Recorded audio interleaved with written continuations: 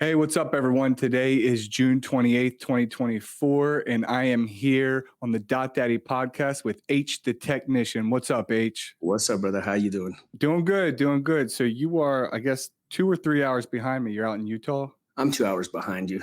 1 o'clock Okay. here, 3 o'clock your time.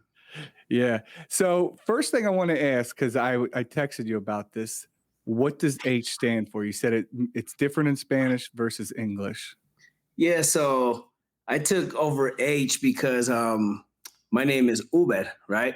Uh-huh. And every time I would introduce myself with my name, they'd be like, "What? How? How do you say this?" Ever since I was little, and it went into Huber, and I don't like Huber because that's not my damn name, right?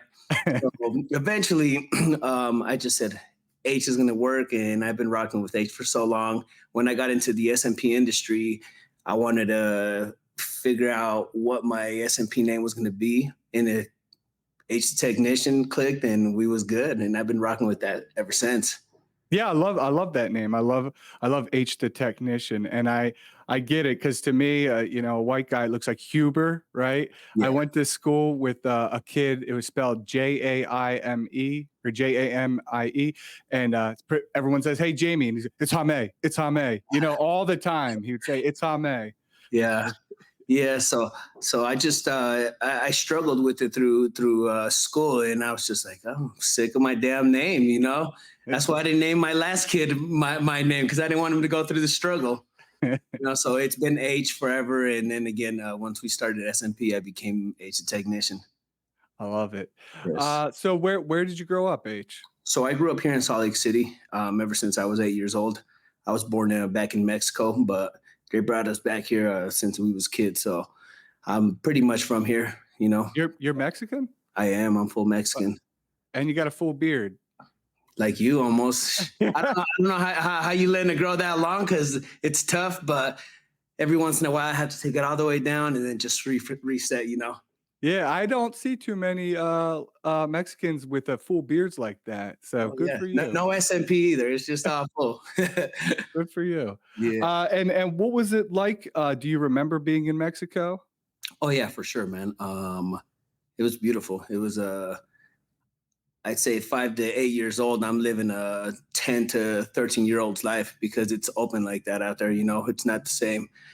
Again, I'm almost 40 years old, so I lived back in the day too, where things were different versus now. Childhood was a lot different. So you were doing some crazy shit? Not crazy shit, but just shit that normal kids don't do. Yeah, yeah. No, normal 5, 6, 7 year olds don't do. I'm out and about playing soccer 10 at night with the older kids. Is just things that you do out there in the neighborhood. Yeah. So what was the reason you guys came over? Did your mom or dad get a job or what happened? Nah, I had family out here, and we were the last ones back home. And my mom just said, "I want a better life for my son and my brother." And we just took off and came here. Came directly to Salt Lake City, and we never left. Wow. Wow. Yeah. Hey, Salt Lake looks really nice. I mean, when I was talking to Jova, like we were talking earlier, I mean, I did a little research. It looks like a really nice city, and there's a big. Is that where there's a big Mormon population too? There is, but it's changed over the last few years. This was basically, you'd say you're from Utah, and they're like, "Are you Mormon? Or you guys can't do shit out there?" Or it's really strict, right? It's changed again. This is like the next California lifestyle that we're living here because there's so much minority, different races, and it's no longer just Mormon people. There's Uh, everything here, Okay. which is Okay. cool, which is really cool, which I like a lot Hey, that's potential for more bald people for you, right? all day. So, and then so you came over from Mexico. Now you're in Salt Lake City. What was the transition like? I'm sure you had to learn English.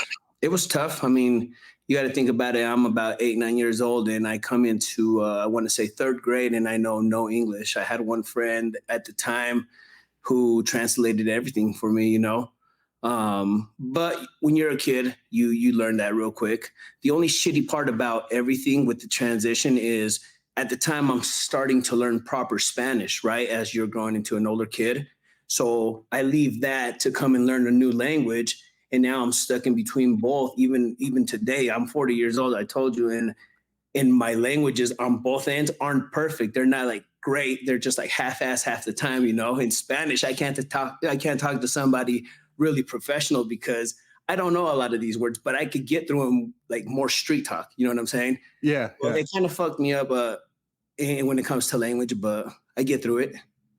Okay. And so did you finish out so you finished out high school in Salt Lake City in that area in the Utah. And so what was it like for you growing up there? Were you a good kid? Were you a bad Well, kid? in fact, I didn't even finish high school. Okay. And a part of it was because of my language struggle that I had with it, right? In junior high, I just didn't understand a lot of the words. I didn't understand reading, spelling, and my brain was a little different. I'm the type of person that likes to do the things and learn that way versus getting taught and just listening. So I had a hard time ever since I was a little kid. So at ninth grade, when I went into high school, my first month, I was like, damn, I could slough and I don't get in trouble, basically. I took that and ran with it and I dropped out, you know, which I Well, regret. you seem to be pretty successful for dropping out. So what did you end up doing when you drop out? Honestly, man, I just wanted to live this street lifestyle and this fake life that always shined in front of me, and I wanted to chase that because that's kind of what I grew up around, right? But that's really I went for the fast life. Okay. Okay. So did you get involved in like drugs and shit like that? Never a drug addict. Always just wanted to be the man. I wanted to be out there shining. I like females. I wanted to be a part of the whole scene. Um, and that's really, I got caught up in that lifestyle for so long. And what changed? I mean, what did a major event happen? Did you get in trouble? What made you kind of turn it around? Um, to be honest, SMP changed. As soon as I started doing SMP and taking something serious, everything else started coming along with it. At the time, I was going through a little bit of chaos with my two current kids, my oldest kids, and we were going with a battle back and forth. And I needed to tighten up things, and I needed to be serious about my life. Right? I mean, I'm about 34 years old at the time, and I still really ain't taking life serious. So I just said, I'm blessed to make it this far. I'm not in prison. I'm not in dead. I'm not dead. So it's time to really start focusing on something. That's why I took on SMP, because I seen SMP because I wanted it for myself, but then I seen some training and I said to myself, damn, this could be it, you know, and I took off and ran with it. Wow. Wow. So you 34 years old, you know, you're not dead, you're not in jail. You realize you really need to make a change. And so you're saying SMP really, you know, you get it done and then you decide you also want to get training. Is that kind of how it Actually, played I was out? looking to get it done for myself, but in Utah, there was nobody. And as I did some research, I seen a website that said training.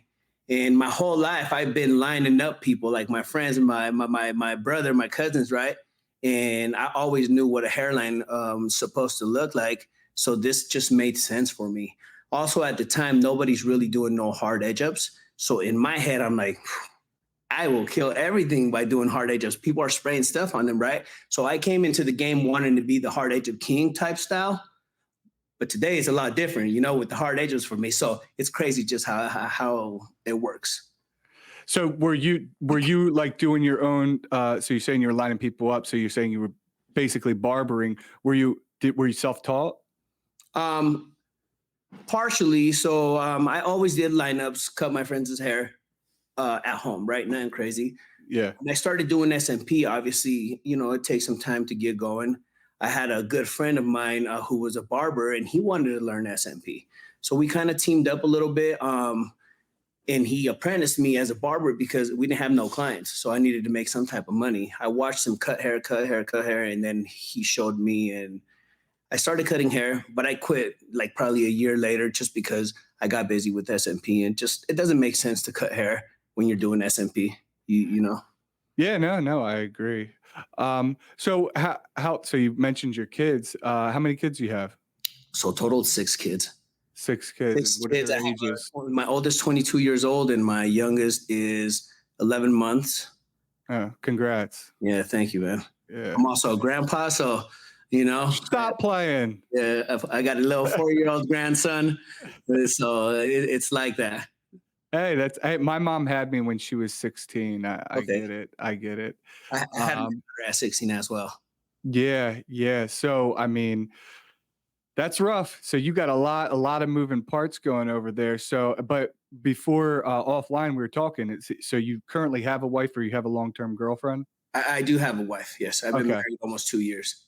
Okay. Nice. And so I've had a girlfriend, wife, as long as I've been doing SMP. She was a part of my journey, and she was like my backbone the whole time. So shout out okay. to her. With all the kids, is it chaotic? Like, do they all come over, or do they kind of have a beef? Because I'm assuming they probably have a different mom. One of them has a different We've mom. been under the same roof the whole time, except for my oldest daughter. Okay. And I mean, it's chaos. It's chaos, but as the years go by, I'm trying to learn how to be more patient with it, how to be a better dad, right?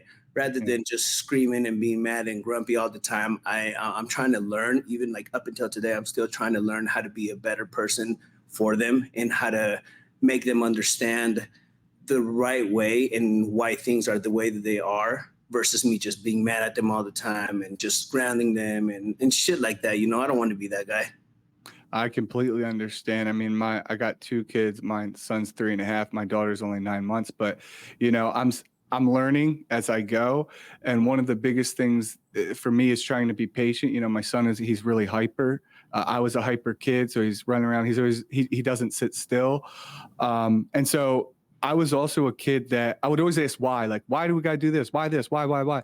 So one of the things I've been trying to do is just take the time to explain why. Like, don't touch the socket because you're going to get electrocuted, not because I said so. Because I used to get that answer, because I said so, because I said so, But I'm hoping that if I explain it more to my son and I'm patient instead of kind of getting frustrated and yelling, that it will work. But we'll see. But I know what you mean.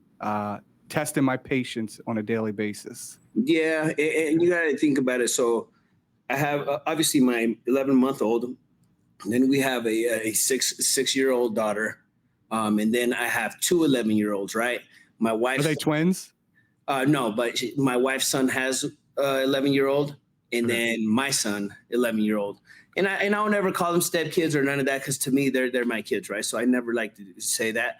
Love So that. every time I say two 11-year-olds, they're like twins. I'm like, no, but damn near. And then I have my 19-year-old. So there's gaps in between. And so I have to deal with a little bit of each generation, and almost explain things differently so that they could all understand, and it's tough. But we're pushing. We're pushing.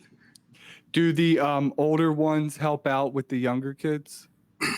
My daughter, the older one, helps us out so much, which I'm grateful for her. It's amazing that she's in our life and she helps with baby Zeke, and it's a blessing, man. Without her, it'd be really really tough because I have to work all the time. My wife has to do lashes all the time, and I'm not the guy that wants to drop off his kid anywhere because it's just weird to me. But if I my get it. daughter could come over to the house and be there at home with my son, it's everything. So again, it's a blessing. Yeah, no, that's really good that she's able to help you out, and I'm assuming probably free a lot too. I'm sure you probably give her some money as well. Yeah, If you she helps me, I help her, and it just works out for everybody. Plus I get to have her at the house, and it's nice. It's nice to be able to have all my kids at the house on the weekends, or we're barbecuing or something like that, and you just really sit back and look around, and it makes you know that you're blessed because not too many people get to do that. Not too many fathers or mothers, whether they went through a divorce or whatnot. I'm blessed to be able to have all my kids in one sitting, and I have to enjoy that. Yeah, for sure. For sure. I'm sure there's probably definitely some fighting with the 11-year-olds. I know me and my brother fought a They lot. kick each other's ass, and I like it. It's like watching two puppies, right? They're just biting each other, wrestling, and everything. They're just really having fun. Um, but I think it's really good. I mean, you growing up, you would want somebody your age so that you could fuck with them back and forth, whichever way. I always tell them, go get in some trouble, just don't get caught. And they're like, what do you mean? Just don't go get into some crazy trouble. Just have fun, enjoy it. I mean, I don't know. How old are you? I'm 36. Okay, so you lived our good old times, our childhood, you know, and the childhood back then versus the ones now are just you can't even understand why. I mean, Yeah, just leaving your house and no one knows where the fuck you are for hours. yeah, go ride your bike and go find some crazy stuff and then come back and then you still want to be outside, right? Versus now they just want to be inside with the phone, the game, or doing nothing. I Yeah. recently took all devices from my house 2 days ago because I want them to get out. I want them to go do something. It's 100 Oh, degrees. yeah. Go to the apartments next door and sneak into the pool. That's what we used to do. You know what I'm saying? Yeah. Oh, I did that many, many times. They're like, we want to go swim. And I'm like, go to an apartment complex and sneak in there until you get kicked out. That's it. Yeah, yeah, no, that's hilarious. That's You know? great. I mean, I spent one summer, we would go into the woods and just start fires. We were just starting because I had like matches I found, we would just go around and start fire. We did a whole bunch of dumb shit. I And mean, I'm really glad I didn't have a phone because I probably would have recorded it and I probably would have posted it online. we had pagers, Would've man. been We had trouble. pagers, okay?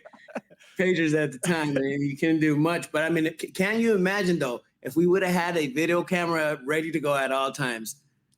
I would have We been, was I would, jumping into dirty ass ponds that looked green with our bikes off of a ramp, thinking that was fun. yeah. I mean, it was fun, but yeah, we was doing some shit that we didn't care about, and we just wanted to have fun in the summer. Yeah. And the thing is, now it can come back to haunt them, right? So if you do, when we did stuff when we were crazy, when we were younger, it wasn't on film. And now they'll get it on film and then somebody will post it and then people leave, you know what I mean? They could it can bite them. Yeah, definitely, definitely. I mean, you got to look at the Hawk Tua girl. Look at, she was out getting out of the bar drunk, and now she's famous. But how does her dad feel about this? I thought that too. Yeah, well, I guess she's famous for The Hawk for Tua? what she's doing, so she's just got to own it. I mean, Yeah, and make it a joke and get the best out of it, right? But I wouldn't want to be in that situation either way. But you're right about the phone. You got to be careful what you post now. oh yeah, and I would try to impress girls and try to be funny for my friends. So I know I would have got myself in trouble big 100%, time. 100%.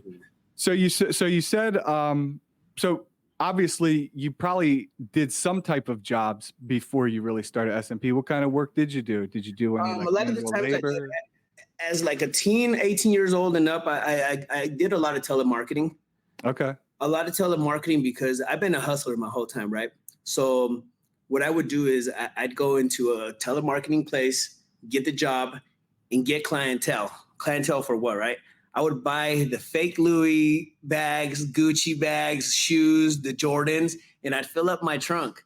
And I'd go into these places and work, and on payday, I'd tell everybody, hey, I got merchandise. And I really would hustle that out of my trunk. And that's how I would get extra money through the call centers. From your fellow employees. Yeah, because I knew the payday That's was great. right. And they ain't got the full money. I say it's cool, half now, and then next check we get the rest. And that's literally that was one of my hustles right there. I love there. I started going into warehouses, doing the forklift, doing labor, some labor, But those were fun too. As I got older. The last job that I did is in Vegas. One of my buddies had a grow up at a warehouse, basically when it became legal for cannabis, and we were just basically learning how to grow. And wow. So you worked in a grow house for a little bit? Yeah. It was cool, but not the coolest.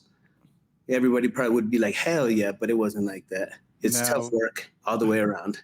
Was it one of those massive, like? It was at a big, like professional warehouse where it was nice. We did a mountain one time where it wasn't nice and where it wasn't cool. It was hot. It was dirty. It was hard, but that's where we learned to be able to, to work the right way. Okay. And so was it heavily guarded at this time? Yeah, definitely. I mean, especially in Vegas, right when it became legal, then you have to watch out. Around what year was that? Because I know it was after Colorado, after 2012, right? So what was that? Yeah, so it was about 2016, 17. Okay. Mm-hmm. Wow. So you were in a grow house too. And so so you went and looked for to get SMP. Is that right? You got SMP first? No, I was looking to get SMP. Oh, and then you did the training, and then you got it. As I was looking, I seen that there was training on one of the websites, right? Oh, SMP course. And I'm like, what? I did some research and I noticed that you didn't have to, for anybody that doesn't know much, they're probably like, you have to go to school and you have to go to this and that, right? But I said 3-day training course. And I'm like, damn, I could really, really learn this. So I got into contact with a couple of people. And what I did is I said, hey, I'm trying to get SMP done just on my side, but I want to do the training course. And one of the guys, again, this was John Chandler over at Scalp Co. He's like, I'll do your SMP. Just come take the class and I got you. It's like, that's a wrap then. Oh, like it was included, like he's just going to hook you up? Yeah, he did my hairline a little bit. You know, I wasn't completely thinning out yet, but I wanted a nice barbershop edge up. And he did what he did on one session and just to teach us as well. And then again, I did his training course and then came back home and right away jumped on it. And that's where it started. Okay, so you originally trained with John Chandler. How was that? He's really good. I mean, he's one of the OGs in the industry. So for me, I think that what he taught me was perfect because what he taught me was the natural, the light, nothing aggressive, you know, which at the time for me was like, well, I want to learn more of the aggressive, of the hard edge ups and stuff, right? But that was a good kickoff for me where it started. From there, I met Chris Herrera, and he became fam to me, and he showed me a lot of love, and he actually did my head. So I had dreads at the time. He did my sides right here, and then he did my hairline. But when I cut it all off after the dreads, it was like really patchy, and he just did my whole head. Oh, wow. I saw a picture on your Instagram. It looks really good, by the way. I saw a picture on your Instagram and I saw somebody with long hair, which I thought were dreads, but I wasn't sure if that was you. So that was actually you? That was me, yeah. In the picture. I was like, oh, I thought it was maybe a student. No, yeah, that was me. I had long hair since I was like 16, 17 years old. And I mean, I had braids and dreads the whole time. So it's pull in, pushing back my hairline. My hairline used to be on top of my eyebrows when I was a kid. So, so you know, hey, that's why I tell my kids, don't ever get braids because it's going to hurt you. I promise. It looks cool, but it'll hurt you. Do you think having the braids and the dreads because of the heavy pulling 100%. Contributed to your hair loss? 100%. And when you shaved them off, did you shave them off alone? Like, and then be like, oh shit, I got a lot more patches. Well, what happened is I look in the mirror and obviously I could see the receding. I could see that the dread is becoming thin at the root because it's just so long and my hair wasn't thick to start with. And sometimes I'd just look in the mirror and I'd be like, it's time. You know, it took me about a year to just finally do it. And the way I looked at it is, once I cut it off, I do SMP on myself. This is going to be a selling point for my clients to be able to look at me and see what it looks like healed a year, 2, 3 years later, right? So that's the way I looked at it. On top of that, I said, if I cut them now, I could still save myself by having a little bit of hair on top versus not having no hair at all, you know? So I could look cool for another year. Yeah. Or I could cut them now and just have enough. Like, I mean, I have enough still to where a lot of people don't even know I have SMP, especially my potential clients, right? I show them and they're like, no way. I'm like, yeah, man, get up close and personal and check it out. So nice. It's a selling point. You know, I think that anybody that does SMP and is bald and doesn't have it done on them should do it because it's a selling point. And then what does that say? You don't believe in SMP? Was that why you don't do it? But you're trying to do SMP? It doesn't make sense to me, right? You got to own your product. 100%. You got to own your product, especially if you're bald. I mean, I get it if you got hair because there's plenty of guys who have hair and the females that do it who don't have it. But if you're a bald guy and you're doing SMP and you don't own the product, it's a little questionable, right? How are you going to sell the product if you don't believe in the product? Exactly, because your client, the potential client is going to be like, why the hell do you not have it done? I need to know this, right? That's the way I would look at it. Yeah. No, I agree. So I also saw that you're going to be doing well, before we get into that, I'll bring it up. So when you went to Chris, did he just do one session or? So with Chris, I had to have been about 3 months into my SMP career. Mm-hmm. And I reached out to him and I said, hey, I love your hard edge ups. This is the shit. He's like, come down and I got you, right? I was like, bet. We pulled up, me and my buddy that started with me. And I said, can you do my sides? Because I started receding on my side. It was weird. Rather than being on top, I had these circles on my sides. And he filled them in and did the barbershop look on the sides. And he did one session. He's damn good at what he does. Of course, if you want the aggressive way, then you go to him, right? And he did what he did, and he kept me right. After that, I've gone to see him many times to where he teaches me different things all the time. So yeah, he did my whole head 2 years later after I cut my hair. And I'm gonna tell you what, second session, halfway through, I tapped out. I tapped out. What happened? That shit hurts. Yeah. That shit hurts. When my clients sit here and tell me that this feels like a massage or that they could go to sleep on it, I'm like, well, goddamn. Well, something's up with this guy, right? They say this is therapy. To me, that shit was painful. I tapped out and he was like, no, hold on. I have the videos. One of my boys, Victor from Idaho, he was there with me and he was recording me. He'll send me little clips laughing at me like, oh, you little pussy, look at this. And it's not like you're not used to it. I mean, your arms are covered in tattoos. Honestly, this hurt more than the tattoos for me. My head is very sensitive. Okay. And it's just, I don't know. It just hurt. The first session, I won't lie. We took a couple of shots and I was chilling, right? Second session, I got off the plane, went onto his chair. I was jet lagged and I was tired and that shit hurt. Oh, I know how it feels. I've had about 12 sessions in my lifetime. 12 sessions.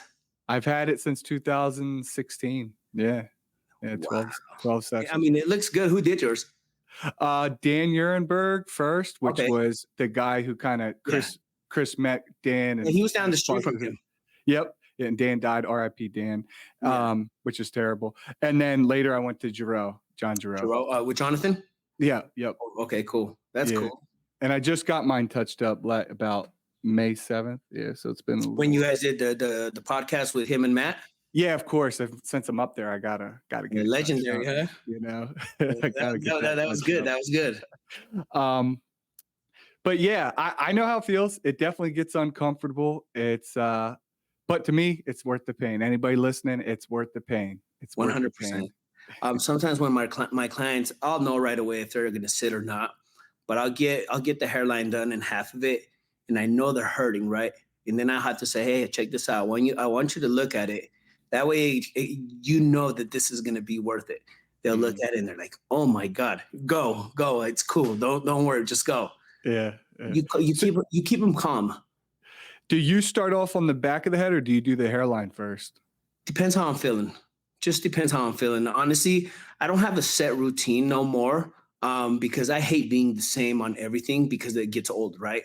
So I try to break routine on everything that I can, just so that I don't get bored and so that it feels like it's something new every time. That's just how I work and that's how I am. So if I feel like I'm going to do the back, I'll do a little bit on the back and then I'll take it to the front once I get warmed up. But if their skin is like nice and perfect and I don't need to test it, then I'll just run the whole front right away. Smart. Yeah, I changed it up too. A majority I start on the back just, to get my hand warmed up and then do the hairline, then do the top. But occasionally I will do the front. Like you said, obviously we've both seen skin that is nice and perfect and you're like, fuck yeah. And then you got some, some shit that you're like, oh, so there's that bad skin. And well, I won't call it bad skin, but just that tougher skin that where you can't go the extra mile on them today because it's going to take too long. So you stick to the standard, right? Yeah. So one thing I learned from Tony Abogado is break the rules when the rules can be broken, right? And I do that a lot here. If I could break the rules and go a little heavier, a little more dense, and it's cool with the skin and the client sitting, then I'll do that. But I'll know within 5 minutes of what I'm going to do through the whole procedure. Because if they're already squeezing them butt cheeks and you could just see their feet going like this, you're like, ah, shit, it's going to be bad, So you got to get through it as fast as possible, and you can't go that extra dense on the first session. Yeah, you might as well just do even spacing and then, come back, maybe add a little bit more in the front after 100%. You get it. Because you'd hate to send them home with a big patch here and 100% all crazy. Um, so you get into SMP. Where do you start out doing it? Do you have like, are you doing it out of your house? Where did you do it? Yeah, so my first session I did in my basement, and it was to one of my best friends. Um, I still see him today. I hate his SMP. He loves it. I'm like, let me fix it. Go get some laser. And he's like, no, I'm cool. But I think we all have that, right? So I did it in my basement. I did 2 sessions on him.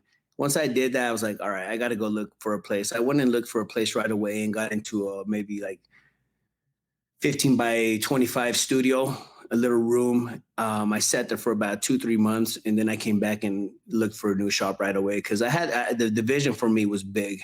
You know, I was like, I want to do this. I want to train. This is what I'm going to be doing. And I was committed, and there was nothing that was going to tell me different. You know, nothing was going to stop me.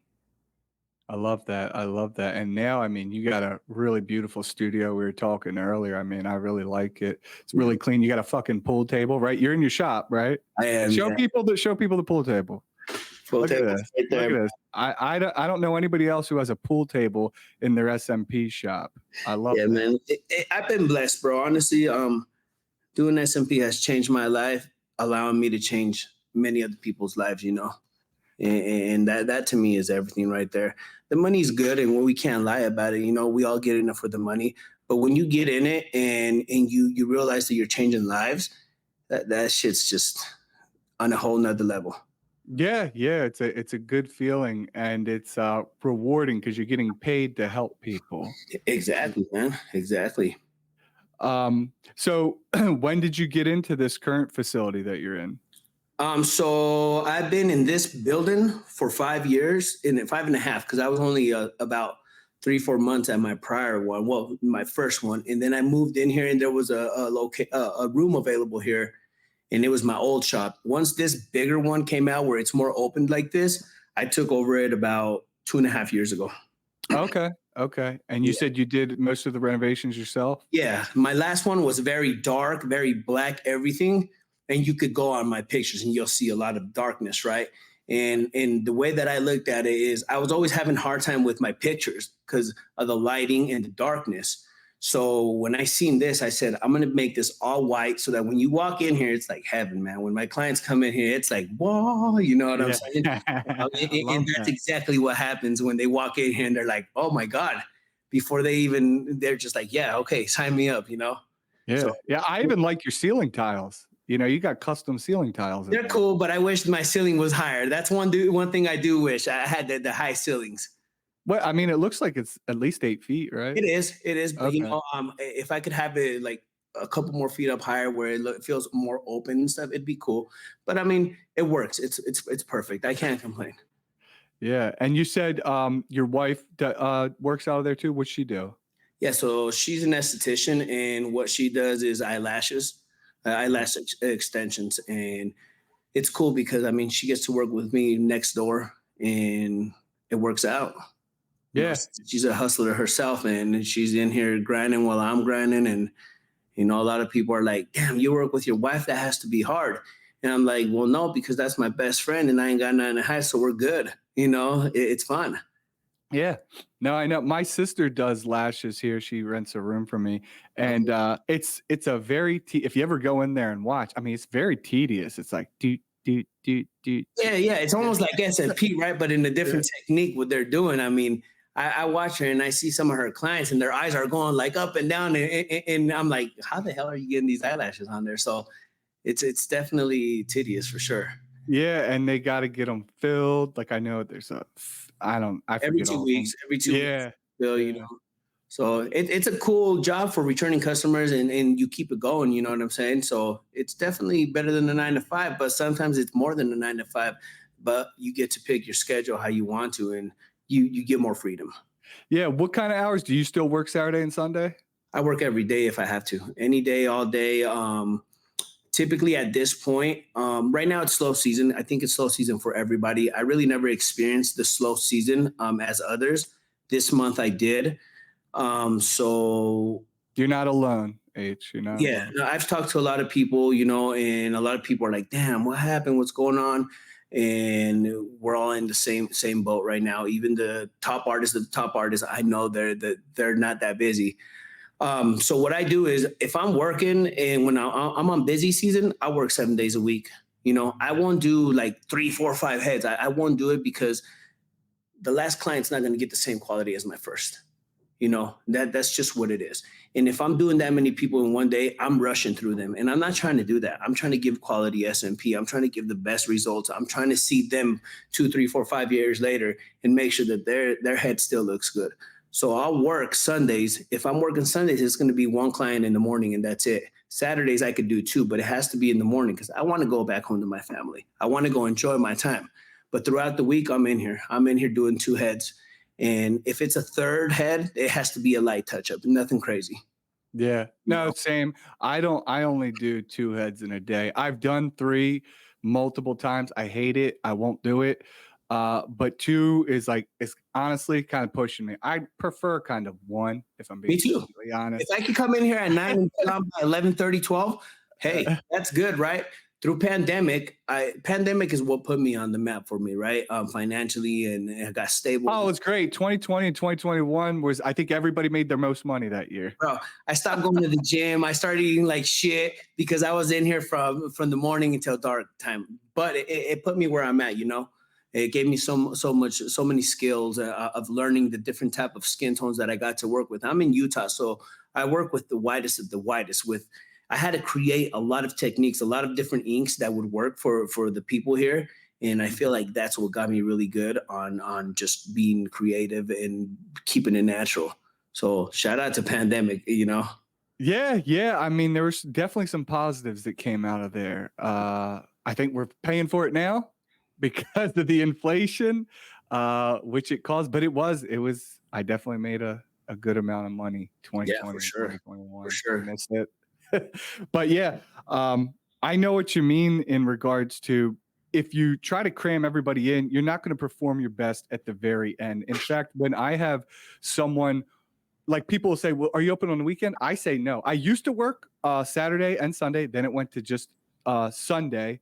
And then I'm like, I'm not working Sunday. But now I will do it. But I always say, I'll do it Sunday. I was like, just request the day off from work. Like, use a vacation day. I don't care.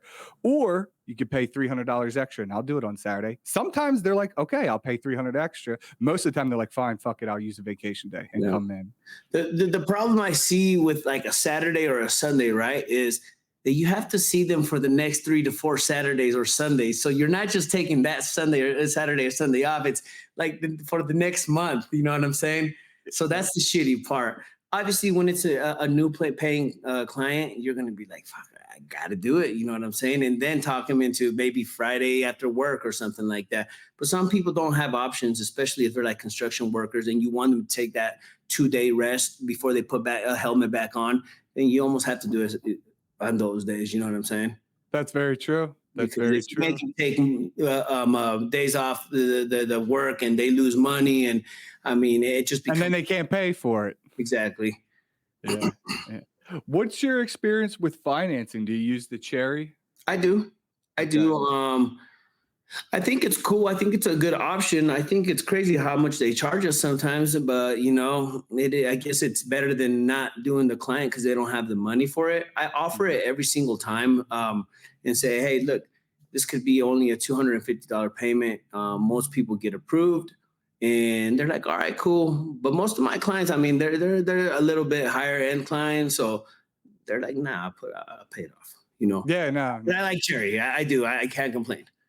Okay. Have you ever, I've been telling people, have you ever used PayPal credit? You should offer that too. The only reason I say that is because they still take a chunk, but the person gets 6 months interest-free financing. How good are they with giving it to almost anybody?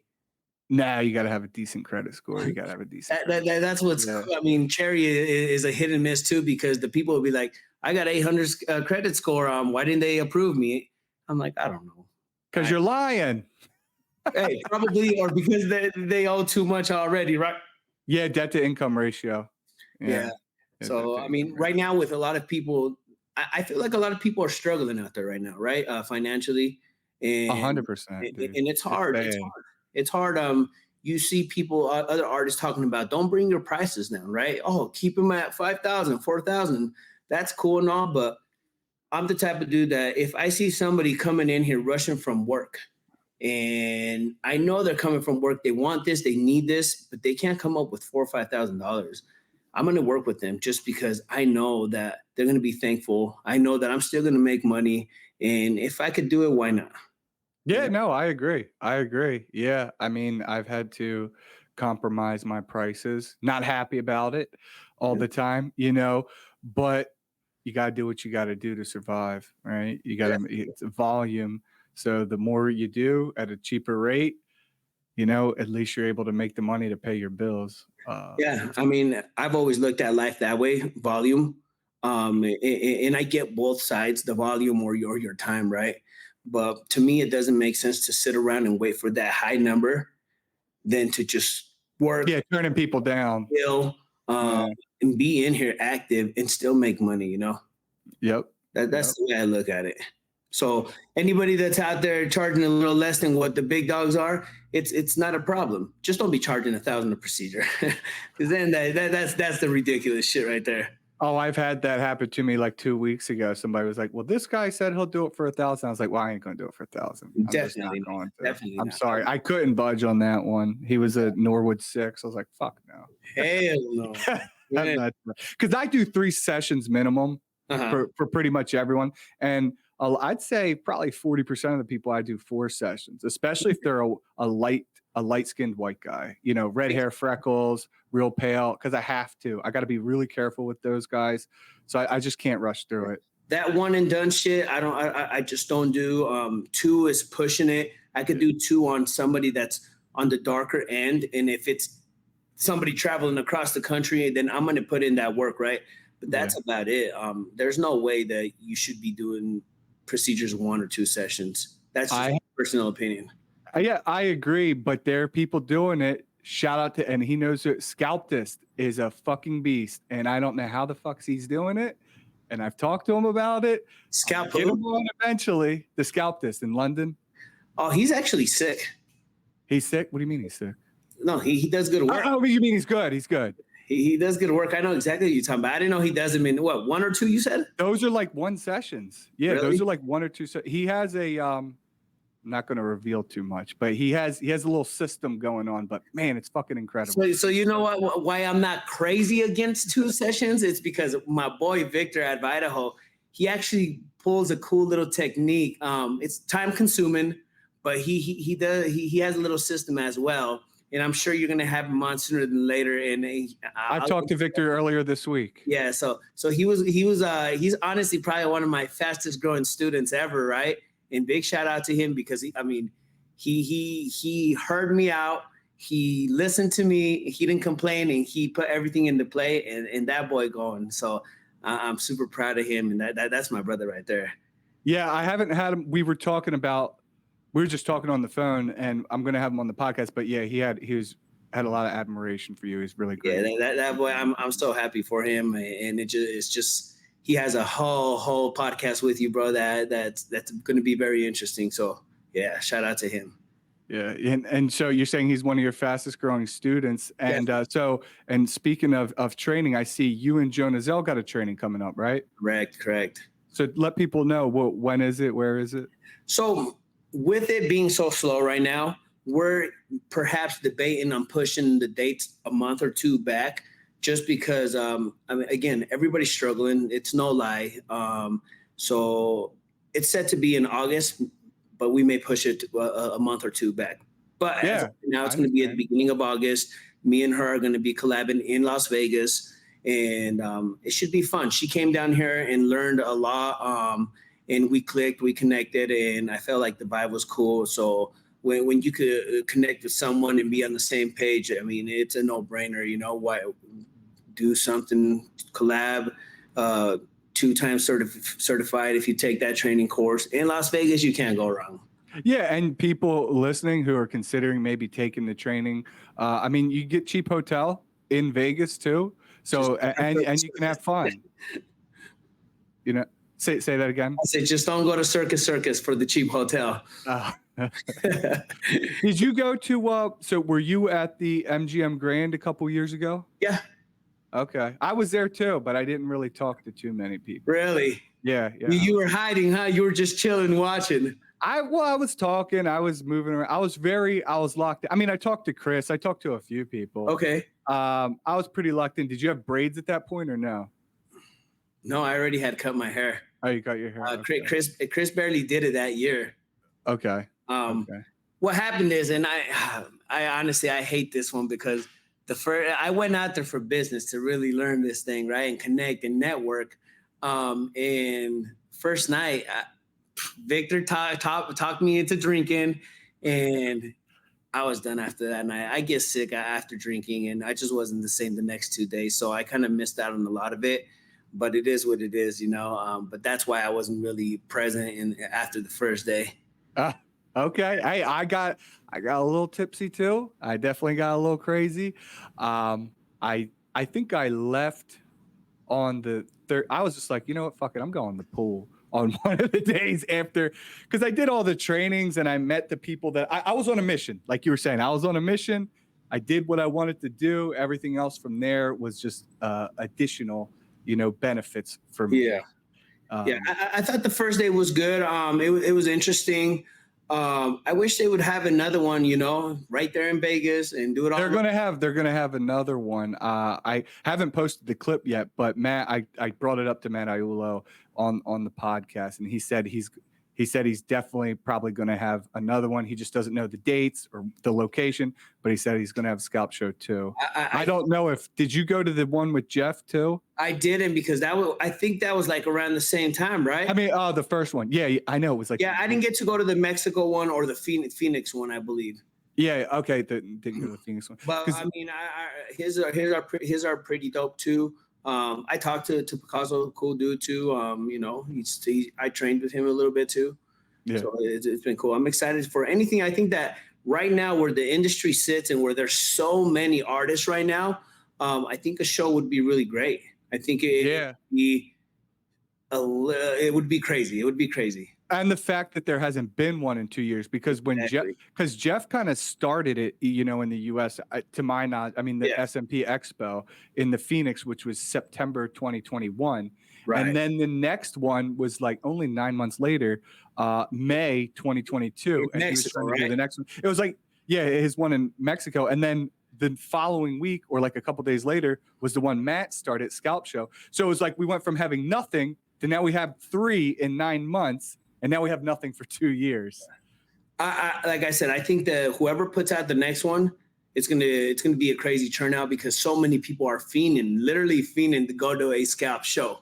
So they need to put it out sooner. They definitely should announce sooner than later, because just in case somebody else so they're not conflicting. Definitely keep them far apart so people can go. Hey, just make it in Vegas and we're there. I don't know if it's going to be in Vegas, and I'll tell you. You know something I don't know then. Okay. I'll tell you some insights after offline. No doubt. But so I'm really happy for you. I love to see a success story, someone who dropped out of high school to work in a bunch of jobs, and now you got a successful career. You have your own shop. You're a dad. I love to see people killing it. You're training people. So congrats, and you've really shown what hard work can do, and consistency. I love that. Thank you. No, that's all it's really taken is consistency. It's hard to stay consistent at something in general, because sometimes it takes longer than other things, and you give up. And I think that with SMP, that's what happens to a lot of people that come into the industry, right? They're thinking it's success overnight, and sometimes it's not. Some of us get lucky and we have it better than others, but sometimes you just have to keep going and keep pushing and keep failing until you get that right. And one day it will just blow up. Oh shit.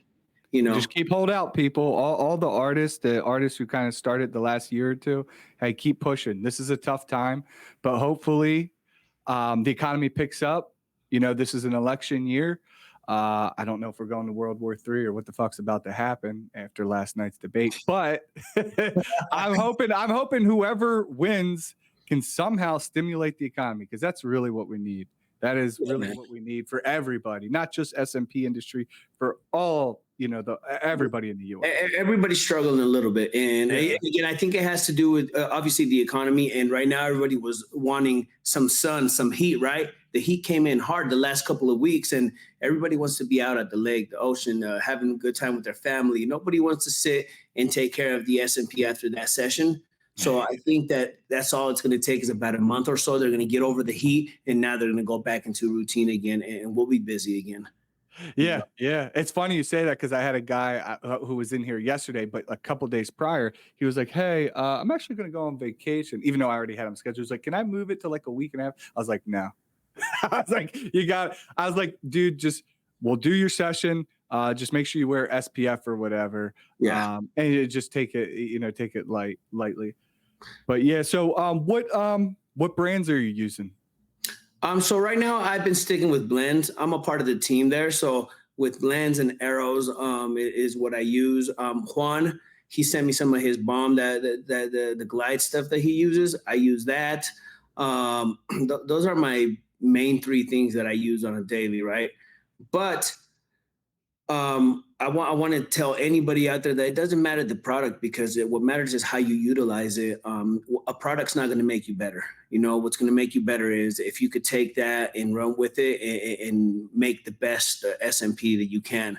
I've tried every ink out there, you know, but what I feel comfortable with is blends, because I see what my results are like. And it may not be the ink, it just might be how I use it and how I get the results that I want. Yeah, So and the blends needles, the Euros are great needles. yeah, all I use is 04s on everybody, and that's what works for me. When I tell that to people, and they're like, "You don't just use 04s," I go, "I promise, this is what works for me." You know, so it doesn't matter the brand. It could be some knockoff ass Chinese brand that you don't even know about. But Shout out to CNC. there Yeah, you I use go. them CNC needles, the So knockoffs. as long as you're creating some beautiful procedures with whatever you're using, then just go for it. Yeah, You yeah, know. for sure, for sure. He's so right. Anybody listening, I mean, it really does. It's about your technique and your skill. You know, an experienced artist could use pretty much any of the needles and give you a good result, a really Yeah. good result. Yeah. Even the various sizes. And in regards to using the 04s, a lot of people don't want to use that. In my experience, I use them too. I change all the needle. I use all the needle sizes, but in my experience, I notice a lot of people don't want to use that because why? You're doing more hair follicle replications because you're covering less surface area. Where if you use a bigger needle, it's less impressions, more surface area. So it's more work to use the 04, but in my opinion, better result. I just want to be able to give the tiniest impressions. Yeah. And in regards to that, I learned a technique with with whatever size of needle to create whatever impression I want. Because during pandemic, we were short on a lot of supplies, right? And at the time, I was using Bishop, and I had 08 only. I didn't have anything else. With that 08, I learned to create the smallest impression to even bigger than that. So after I did that, I went to the smallest needle I could find, because I knew I could create a bigger one on top of that, you know, just by the technique. Yep. Yep. Yep. I know exactly what you mean. They even these masked. Have you seen the masked ones? The purple needles where they have a little guard on it, and it's like you could stick it all the way in. And it's Mhm. supposed to go. I haven't tried that, but it's. I mean, it's interesting. I guess they're trying to come out with ways. So the You know, only you just problem that I would see with that is, you know, once you hit that surface with the tip, it splatters. yep. It's not clean. So literally, you could just hit everything, but then you have to wipe off to see what's there. Yeah. Yeah. Yep. So And sometimes I get a little messy. Not gonna do lie. you? Mine gets a little. Yeah. My hand. I got a big hand. I'm like smearing the ink when I'm doing it. I just Yeah, I when I say messy, not like my procedure, just I got a lot of excess ink sometimes, Yeah, just for in the sure. way It that I do it. splatters when you Yeah, hit yeah, it. You know, yeah, that's why I like sticking my needle all the way out. yeah, And yeah. Oh yeah, I fully extend it. And then if Always it do gets fully too extend hard it. on the skin, and just bring it in, and then just adjust that. Adjust as you go. Like I said, every head's different. You just have to make those adjustments within the first 5 minutes to know what you're going to be dealing with. What kind of machine do you use? I use the Flux. Okay, Yeah, I've been using the Flux for the last few years. Every time a new one drops, I just buy the new one. Uh, nice. yeah, I think it's good for me. Okay, and then H, how can people find you? Like, what's your website and everything? So my website is rejuvenatesmp.com. Rejuvenate is the name of my studio, of my clinic here, I guess. And on Instagram, H_the_technician. So that's the two that I use the most, Instagram and my website. Are you on TikTok? I am, but that shit's too much sometimes. But I'm the hair tattoo king on TikTok, and I do go live sometimes. So if they want to see how I do the work, I kind of give it all away right there. So the hair tattoo king is what it is. Okay. Yeah. So Okay. I'll be on their live here and there. So check him out, people. I looked at his work. H is a great artist, so highly recommend him. If you're in that area, hit him up. If you're outside the area, hit him up. Check out his training with Joe Zell. I'm sure there are updates to come. And like I tell everybody out there, if you ever need help or you have questions, I'm always willing to help and give you what works for me, at no cost, just out of love, because I want the more people that we could get on board with quality SMP, the better for the whole industry. Agreed. Agreed.